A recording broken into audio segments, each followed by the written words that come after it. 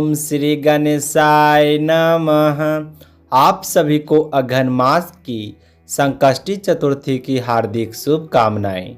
आज दिनांक 8 नवंबर शनिवार और आज है अघन यानी मार्गशीर्ष मास के कृष्ण पक्ष की संकष्टी चतुर्थी। और आज का यह व्रत बहुत ही शुभ संयोग के साथ रखा जा रहा है, क्योंकि आज ही सौभाग्य सुंदरी तीज का व्रत भी है और आज शिव और सिद्ध योग भी बन रहे हैं, जिसमें शिव योग आज शाम 6:32 तक रहेगा। बाद में सिद्ध योग प्रारंभ हो जाएगा। और आज की यह पावन चतुर्थी मंगल और सौभाग्य की ज्योति जलाने वाली है। कहा गया है कि जहाँ श्री गणेश भगवान जी की स्मरण होता है, वहाँ से हर विघ्न अपने आप ही दूर हो जाता है। और आज जहाँ चौथ माता का आशीर्वाद हो, वहाँ परिवार में प्रेम, सुख और संतोष स्वयं आ जाते हैं। इसलिए आज के दिन हम अपने मन को शांत कर भगवान श्री गणेश और चौथ माता के चरणों में प्रणाम करते हैं। वे हमारे जीवन को भी मंगलमय और सुखमय कर देते हैं।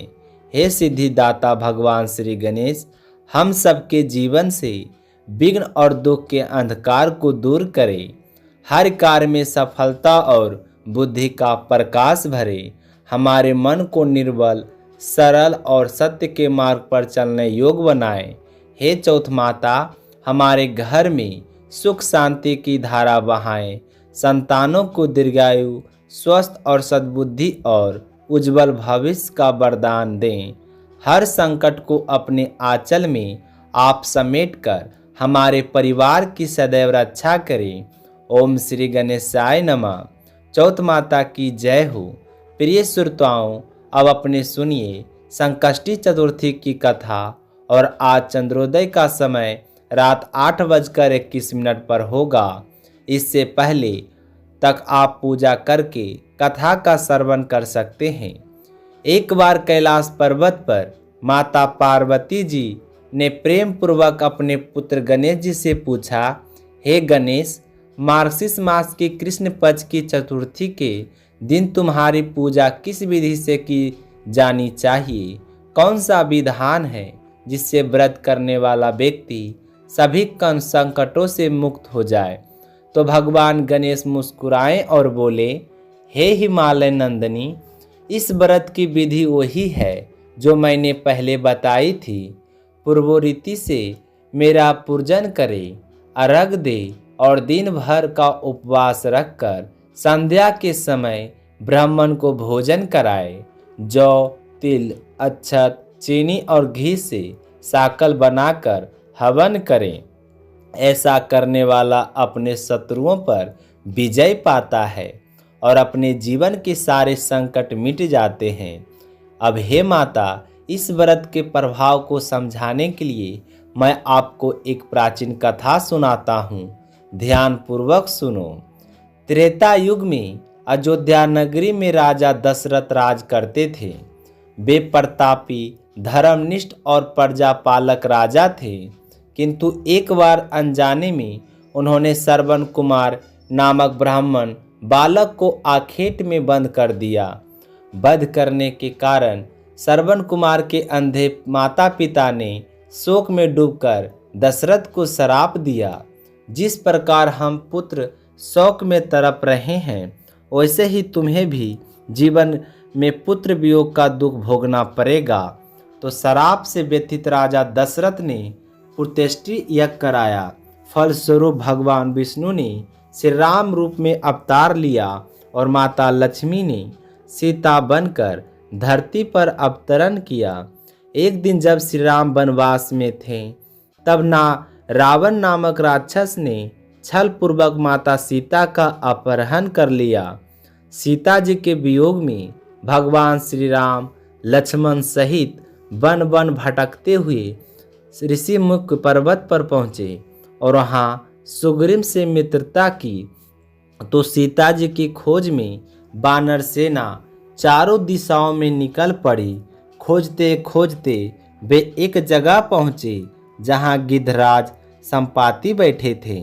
संपाति ने बानरों से पूछा, हे बानर वीरो, तुम कौन हो? किस उद्देश्य से इस वन में आए हो? तो बानरों ने उत्तर दिया, हम श्री राम जी का सेवक हैं। उनकी पत्नी सीता जी का रावण ने अपहरण कर लिया है। हम उनकी खोज में निकले हैं। तो संपाति ने कहा, हे बानरों, मैं जानता हूँ सीता जी कहाँ हैं। मेरे छोटे भाई जटायु ने उन्हें बचाने के प्रयास में अपने प्राण न्यौछावर कर दिए थे। सीता जी इस समय समुद्र पार लंका नगरी में रावण के बंधन में है, जहाँ शीशम के वृक्ष के नीचे विरह में बैठी है। यह सुनकर बानरों ने आशा जगी, किंतु समस्या यह थी कि उस विराट समुद्र को पार कौन करेगा। तब संपाति ने कहा, सभी में सबसे अधिक बलवान हनुमान जी हैं। केवल वे ही इस समुद्र को लांघ सकते हैं। तो हनुमान जी ने विनम्रता से पूछा, हे संपाति, यह विराट समुद्र मैं कैसे पार कर सकता हूँ?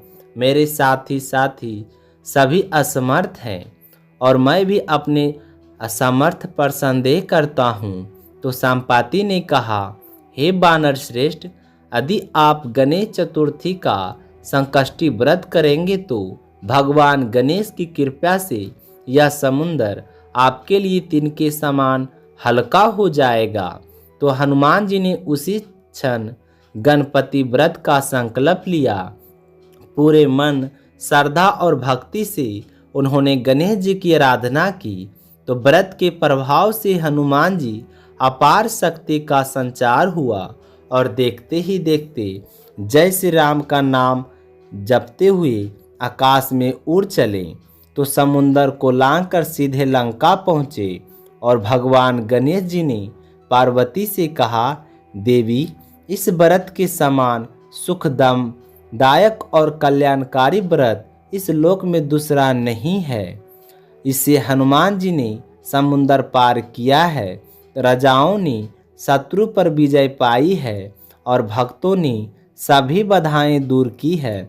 इसी कथा को भगवान श्री कृष्ण ने धर्मराज युधिष्ठिर को सुनाई और कहा, हे युधिष्ठिर, तुम भी यह व्रत करो। इस व्रत के प्रभाव से तुम अपने शत्रुओं पर विजय प्राप्त करोगे और संपूर्ण राज्य के अधिकारी बनोगे।